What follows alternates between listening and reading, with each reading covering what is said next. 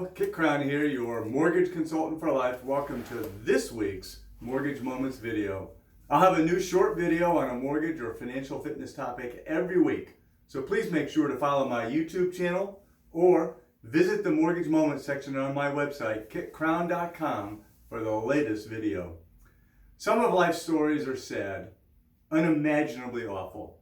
So awful you're stunned by the circumstances and then reminded just how fortunate you are for somehow sidestepping calamity. This is one of those stories, one that called me into action in service to some most deserving people. I don't think a day goes by where there isn't another headline story about the opioid crisis. And the fact of the matter is that it's real and it's come home to roost on doorsteps all across our country, in our suburbs, in our schools, in our workplaces, and in our own homes. It showed up in my client Ann's life when her daughter became addicted to pain meds, and the pain meds turned into heroin. And despite having two small kids, Ann's daughter continued to spiral into a cycle of using and rehab and using and rehab.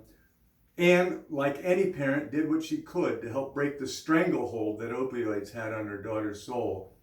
But the drumbeat of addiction marched onward, despite her worthy efforts. Ann's daughter knew that she needed help. I think everyone caged by their demons does. And so it was that there was a bed waiting for her in a rehab center, and a plane ticket in her purse, and a glimmer of hope in her heart.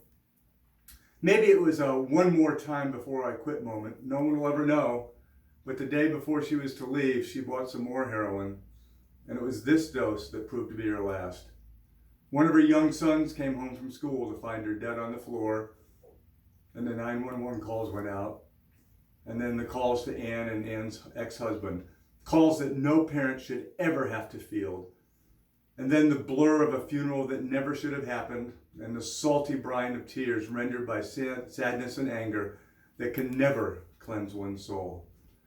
Ann became the guardian of her two grandsons, called into motherhood a second time, and facing the weighty task of nurturing two young minds out of the gloom of their unimaginable circumstances. Ann also had to make a decision about continuing in her career as a successful executive, ultimately resolving that her grandchildren needed her more than her company did. One of Ann's resolutions was to get the boys away from the tragic landscape of their sad story, and together they decided to relocate to Florida, tropical, sunny, and far from the gruesome memories that bound them together. We're licensed in Florida, and thus came my opportunity to help. The reality is that calculating income for newly retired folks isn't obvious or easy, and in my rule-bound world, I needed to fully engage my thinking apparatus. I did find a way to make it all work in a way that didn't savage Ann's retirement savings, and their move to a new start in life went exactly as planned. But this isn't a story about what I did to help Ann and the kids. It isn't. It's a story about how heroic Ann was in taking charge of two orphans. It's a story about how very, very fortunate every one of us is to wake up each day without the weight of tragedy descending upon us. It's hard to keep that front and center. It really is. And the fact of the matter is that contentment doesn't come from the horrors that don't befall us, but this story does serve as a reminder that we all sup at the table of good fortune every day. Here's the gut punch in this story that for me made it all the more Kafkaesque.